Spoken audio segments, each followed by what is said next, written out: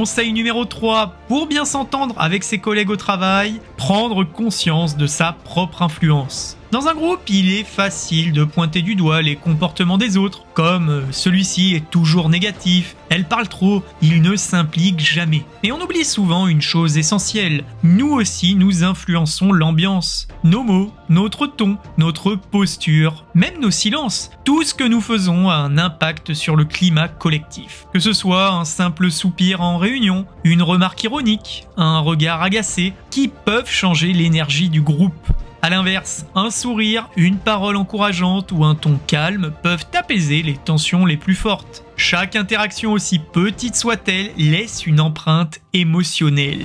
Nos réactions, notre ton et notre attitude affectent le climat du groupe.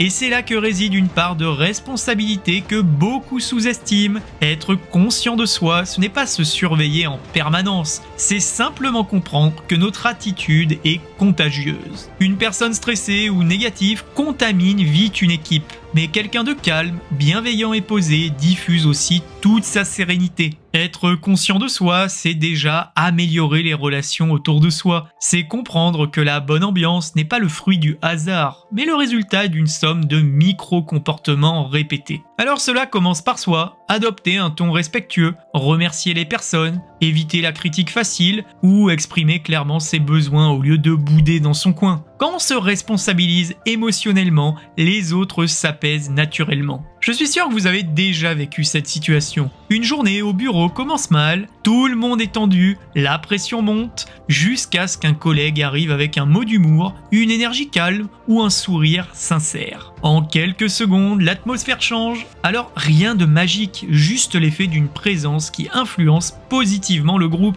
De la même manière, vous avez sans doute déjà ressenti qu'une parole maladroite ou un ton sec pouvait en une phrase jeter un froid. Et c'est ça le pouvoir invisible de notre influence. Et oui, prendre conscience de son influence, c'est devenir acteur du climat collectif, pas simple spectateur. C'est comprendre qu'au travail, chaque geste compte. Et que si tout le monde se rendait compte du poids de sa propre énergie, la plupart des tensions disparaîtraient avant même de naître.